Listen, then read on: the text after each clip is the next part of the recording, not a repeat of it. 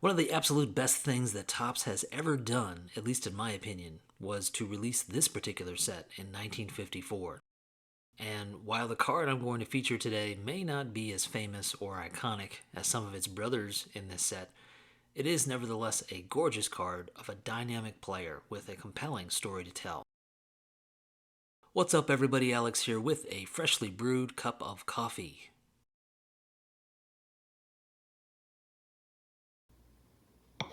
Today we have a common card of a not-so-common baseball player.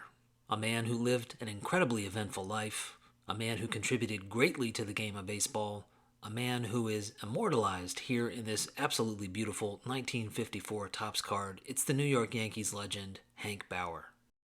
If you didn't know it already, 1954 Topps is my favorite Topps set, and I especially love when the card features two distinctly different and interesting images, the portrait, of course, and the black and white action pose. They complement each other very well, along with a striking background color. This one really checks all of those boxes very nicely, and of course, the iconic logo of those damn Yankees that we all love to hate, very prominent in the top right-hand corner of this truly stunning card. So who was Hank? Well, Hank was tough. He had to be.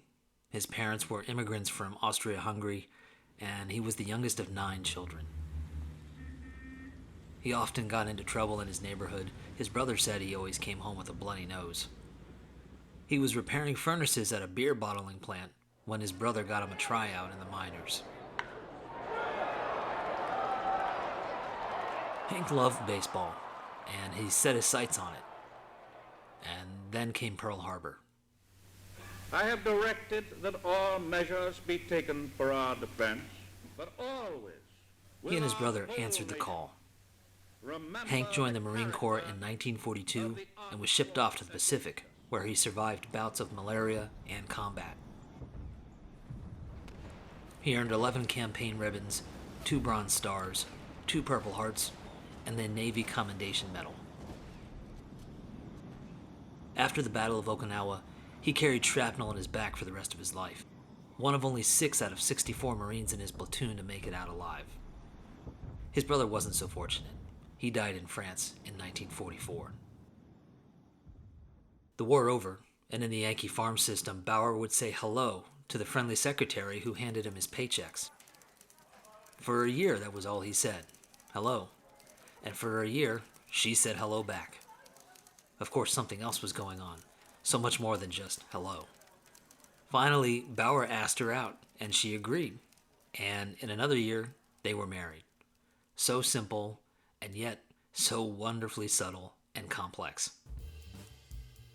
On the field, Bauer was the shining star of the Yankees teams of the early 1950s when they owned the World Series.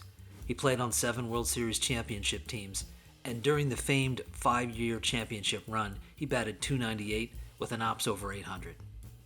He was the starting right fielder for the All-Star games in 1952, 53, and 54. Off the field and around his teammates, Hank knew how to have fun, but he also meant business. He once pinned Whitey Ford to the wall of the dugout for his after-hours carousing with Mickey Mantle. He didn't appreciate his teammates putting their success in jeopardy. "Don't mess with my money," he said.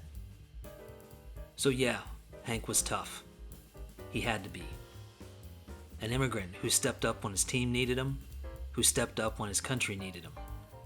Casey Stengel said, "Too many people judge ball players solely by 100 runs batted in, or a 300 batting average.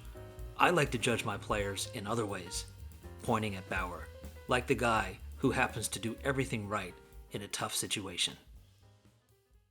Alright guys, thanks so much for checking out the video. Always appreciate the likes and comments. They mean a lot. Take care. I'll talk to you all soon.